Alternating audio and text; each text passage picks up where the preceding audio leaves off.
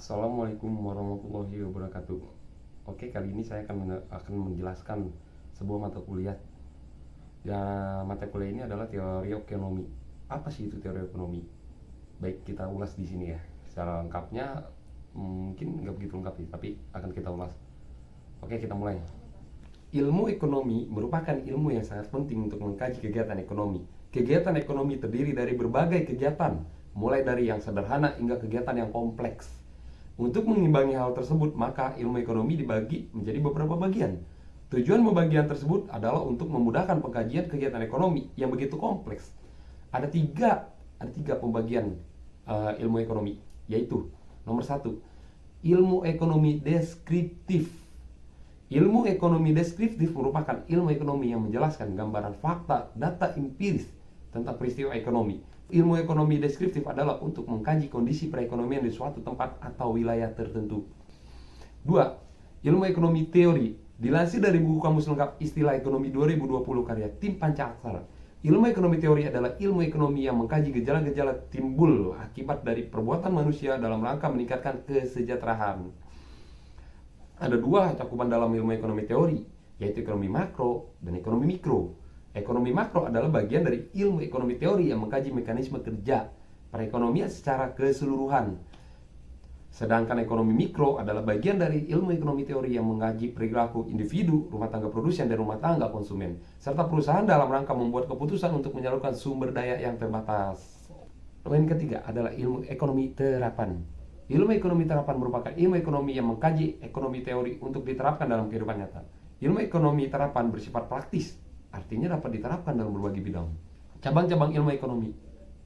Dalam buku Mengenal Ilmu Ekonomi 2019 karya Agung Frianto dijelaskan beberapa cabang ilmu ekonomi, yaitu poin pertama, ilmu ekonomi moneter. Ilmu ekonomi moneter merupakan ilmu yang membahas tentang uang, perbankan, dan lembaga keuangan lainnya. Aspek yang dibahas dalam ekonomi moneter antara lain inflasi, jumlah yang beredar, dan tingkat suku bunga bank. Poin yang kedua, ilmu ekonomi publik. Ilmu ekonomi publik merupakan ilmu yang membahas kebijakan pemerintah di bidang ekonomi. Aspek yang dibahas dalam ekonomi publik yaitu anggaran pemerintah APBN dan APBD, utang negara, pajak, dan retribusi. Poin ketiga, ilmu ekonomi industri. Ilmu ekonomi industri merupakan ilmu yang membahas interaksi perusahaan dalam suatu industri. Interaksi tersebut bisa berupa persaingan usaha dan kinerja perusahaan. Poin keempat, ilmu ekonomi internasional. Ilmu ekonomi internasional merupakan ilmu yang membahas aktivitas ekonomi antar negara. Aspek yang dibahas dalam ekonomi internasional antara lain perdagangan antar negara, neraca perdagangan internasional, dan neraca pembayaran internasional. Poin kelima, ilmu ekonomi regional.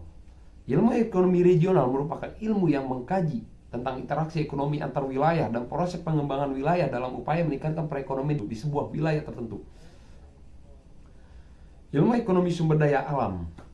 Itu adalah poin yang keenam. Ilmu ekonomi sumber daya alam merupakan ilmu yang mengkaji masalah dan alokasi sumber daya alam secara optimal. Lihat dari segi ekonomi, aspek yang dibahas dalam ekonomi sumber daya alam antara lain eksternalisasi positif dan eksternalisasi negatif. Poin ketujuh, ilmu ekonomi sumber daya manusia. Ilmu ekonomi sumber daya manusia merupakan ilmu yang mengkaji tentang faktor produksi tenaga kerja. Aspek yang dibahas dalam ekonomi sumber daya manusia antara lain pengangguran, penutupan upah, kualitas tenaga kerja, dan kesempatan kerja. Poin ke-8, ilmu ekonomi syariah. Ilmu ekonomi syariah merupakan ilmu ekonomi yang bertujuan untuk menerapkan ekonomi Islam. Aspek yang dibahas dalam ekonomi syariah antara lain prinsip bagi hasil, zakat, dan penghapusan riba sesuai syariat Islam. Mungkin itu saja yang dapat saya sampaikan di kesempatan kali ini. Kurang lebihnya mohon maaf. Wabillahi taufiq wal hidayah. Wassalamualaikum warahmatullahi wabarakatuh.